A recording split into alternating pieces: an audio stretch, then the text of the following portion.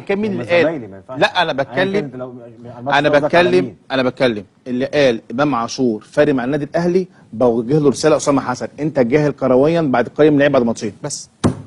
يعني مش باين ان هو فارق مع النادي الاهلي. ما اقدرش اكلمه غير لما اخد موسم كامل اقول لك ده لعيب كويس ولا لا، هيكمل ولا لا. ما يبانش كابتن صلاح من خلال ماتشين. لا هو لعيب كويس، هو لا لعب ماتش وحش. بص يا احمد، انتوا بتتكلموا يا جماعه، بتكلم قال لي ده سالني سؤال، انت سالتني لا لا لا السؤال موجه ليا. هو يقولها طبعا. السؤال موجه ليا، انت بتقول لي دلوقتي لعيب كويس ولا السؤال الناحيه الثانيه؟ لا هو سؤال يا كابتن اسامه ان امام عاشور بطريقه لعبه كلاعب شامل في وسط ملعب النادي الاهلي يفرق مع النادي الاهلي جدا، وده اللي باين في ثلاث ماتشات. لا ده اللي بص انت غيرت الكلام ده.